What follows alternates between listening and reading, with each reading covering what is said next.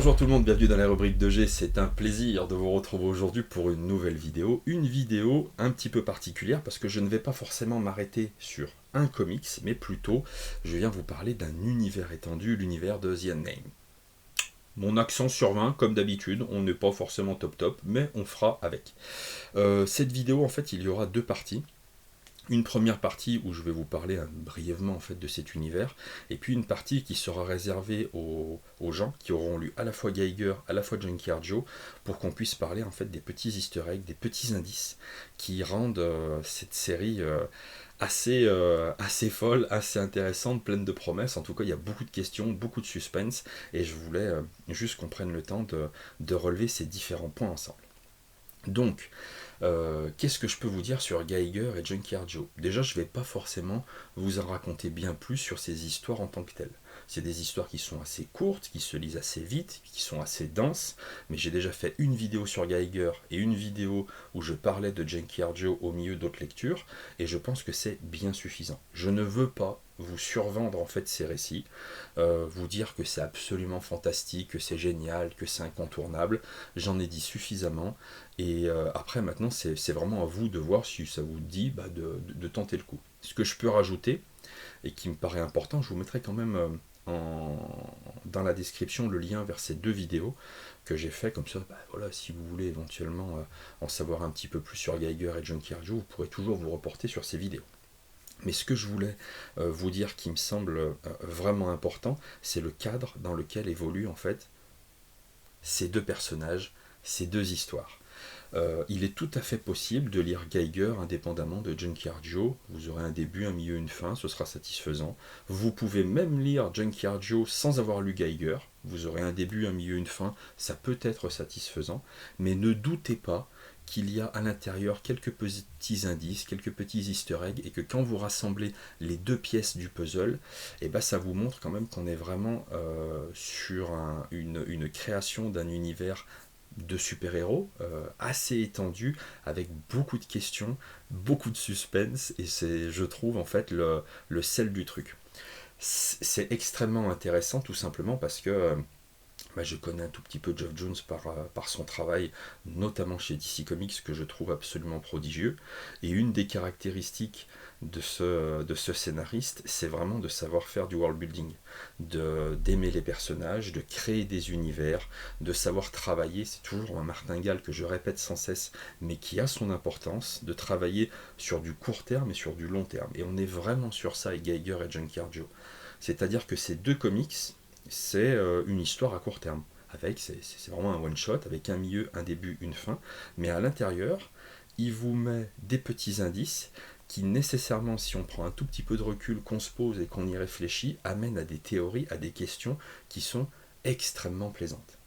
Je ne suis pas pressé pour avoir la suite. Je sais qu'on peut s'en plaindre, c'est long à sortir, etc. etc. Perso, je m'en fous complètement, tout simplement parce que, regarde, Matt, j'ai plein de trucs à lire, donc je suis pas pressé. Et je préfère que Geoff Johns, Gary Frank et les différents dessinateurs qui peuvent intervenir sur l'univers The Unnamed prennent leur temps, mais que ce soit bien ficelé, que ce soit un joli produit fini, et que vraiment ils nous donnent le meilleur d'eux-mêmes. Et c'est ce qu'ils font avec cet univers, et avec ces deux premiers comics, ils nous donnent le meilleur d'eux-mêmes. Pas forcément un truc qui va forcément vous plaire, mais en tout cas, ce qui est sûr et certain, c'est qu'ils font de leur mieux, et que si vous aimez les super-héros, que vous aimez les univers étendus, et que vous aimez Geoff Johns, il y a de grandes chances que ça vous plaise. Pourquoi on est sur un univers étendu? Tout simplement parce que ça se tient en fait à une frise chronologique. À la fin de Geiger, Geoff Johns, il nous donne en fait un indice, c'est même un outil promotionnel, clairement.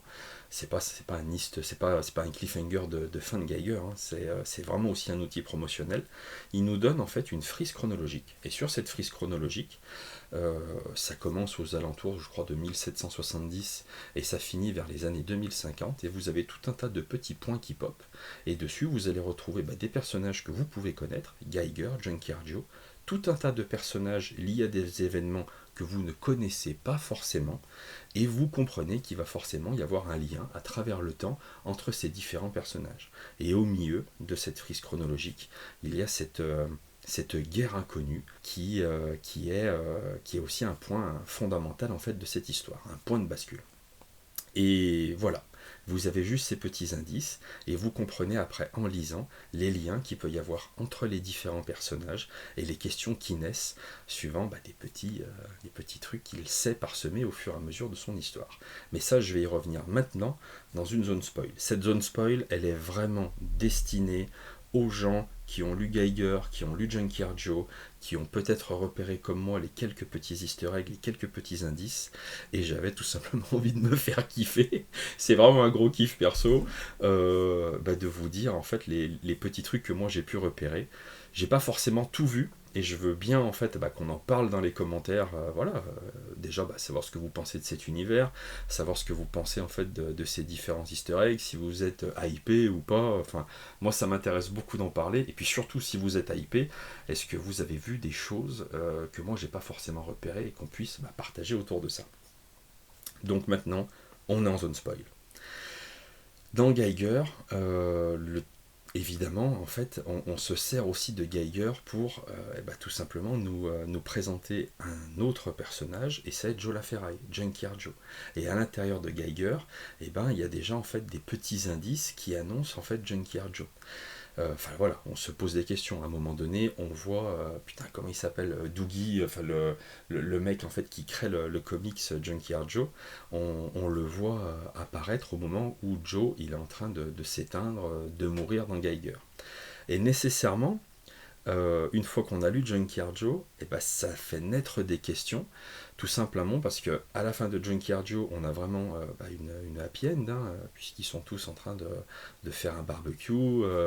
Joe a l'air d'avoir gagné sa liberté, il est avec entre guillemets sa famille adoptive, si on peut dire ça comme ça, et on sait que il y a eu cette guerre inconnue, mais on ne sait pas exactement ce que c'est, et on ne sait pas comment Joe et arriver ensuite entre les mains des mecs que tu vas retrouver en fait dans Geiger et qui vont le remettre en service pour aller péter la gueule à Tariq. Est-ce que je suis clair? Donc ça déjà, tu vois, c'est une première question. Comment on est passé de cette happy end de fin où ils sont tous ensemble, bien sympas, jusqu'à la guerre inconnue pour finalement que Joe LaFerraille soit récupéré par une autre organisation. Ça, c'est vraiment un truc dont on ne sait rien. La guerre inconnue dans Geiger et dans cette frise chronologique a vraiment aussi une grosse importance. On comprend que c'est un gigantesque point de bascule, puisque de toute façon, c'est suite à cette guerre qu'on est dans un monde post-apocalyptique dans lequel va évoluer Geiger, enfin Tariq. Donc ça, c'est pareil, on ne sait absolument pas ce qui a créé en fait cette guerre, qu'est-ce qui fait que ça ait pété, contre qui ils se sont battus, qui s'est battu avec qui même, on n'en sait absolument rien. Donc forcément, moi j'ai envie quand même de savoir un petit peu ce que ça peut être. Le truc aussi qui est vraiment intéressant, c'est dans Geiger, vous avez, je crois, c'est en 6 épisodes, si ma mémoire est bonne, et à la fin, vous avez un épisode spécial. Épisode spécial, décrié même par moi, qui n'est pas forcément super intéressant, notamment la partie où tu reviens un petit peu sur les différents barons de Las Vegas, pas forcément super intéressant, mais il y a des trucs à l'intérieur qui sont... C'est capital, je pense que c'est capital en fait dans les trucs qu'on voit à l'intérieur, tout simplement parce qu'on a quelques pages qui sont dessinées par Brian Hitch où tu vois la tunique rouge. La tunique rouge, c'est un autre de ces 100 noms que tu vois apparaître en fait sur la frise chronologique. Tu le vois pendant quelques pages, tu vois le moment où il est en 1700 et des bananes.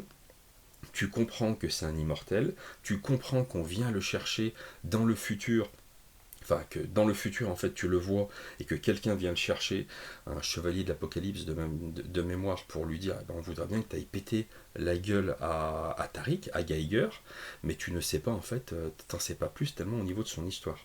Et juste dans ces quelques pages, tu le vois croiser entre guillemets le personnage de George Washington, et tu te rends compte que George Washington, il a l'air de manipuler la magie.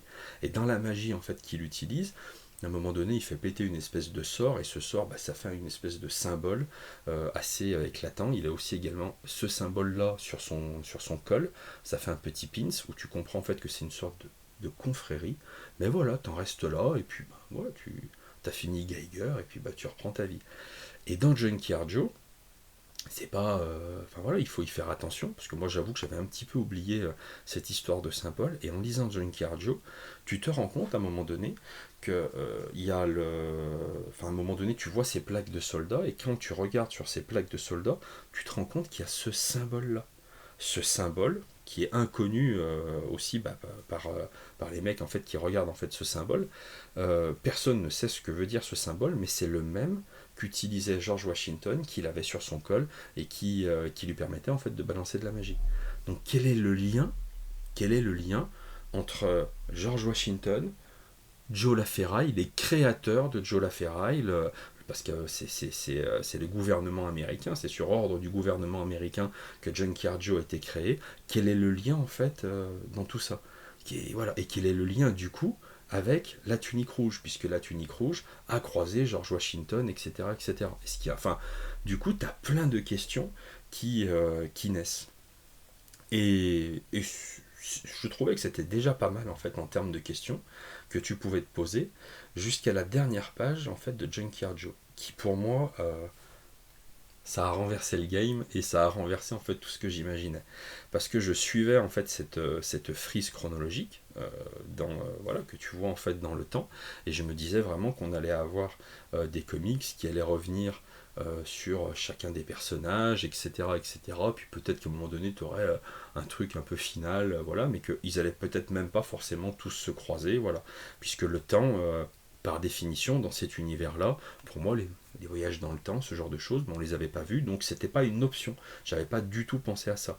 Et la dernière page, comme vous avez pu le voir, c'est cette espèce de tunnel boom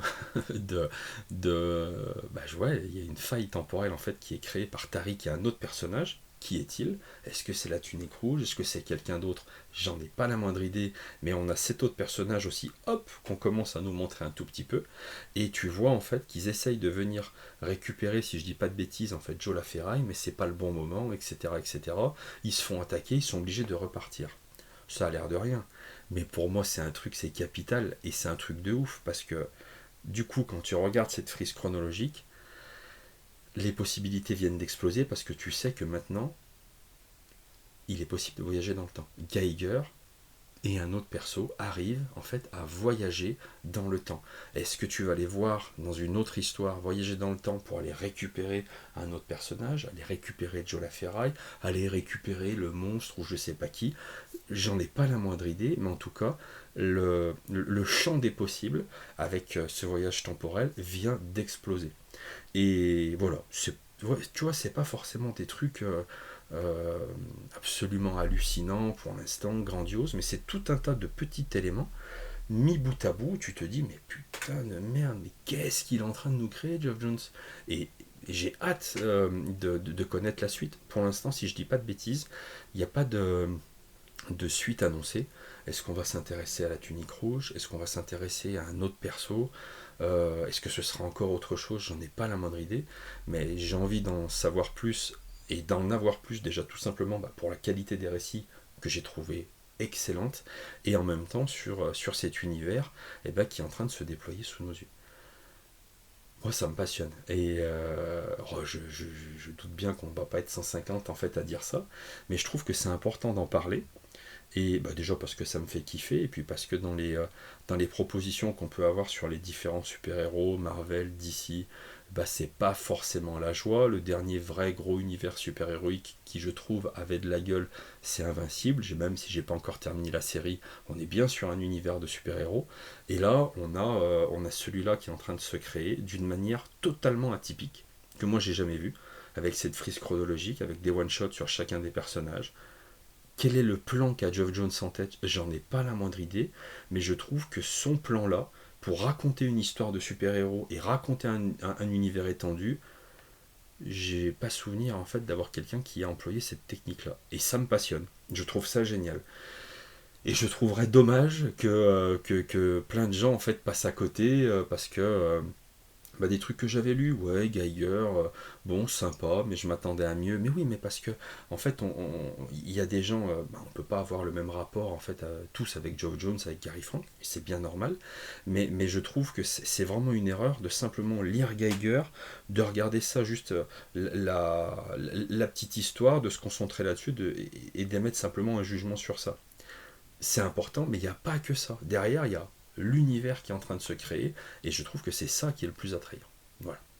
J'arrête de vous embêter avec Junkyard Joe pendant au moins 15 jours. Et puis certainement, je reviendrai vers vous. J'ai hâte qu'Anto et différents copains puissent lire Geiger, Junkyard Joe et qu'on puisse éventuellement en parler. N'hésitez pas, hein, si vous avez lu ça, que vous avez l'intention de le lire, de venir dans les commentaires pour qu'on puisse en parler. Parce que moi, ça me passionne. Je trouve ça absolument génial. Voilà, ça me tenait à cœur de vous en parler. Et merci de m'avoir écouté. Si vous avez aimé, n'hésitez pas à laisser un petit pouce bleu, à vous abonner, à partager la vidéo si vous le souhaitez. Et puis moi je vous dis à bientôt dans la rubrique de G. Salut.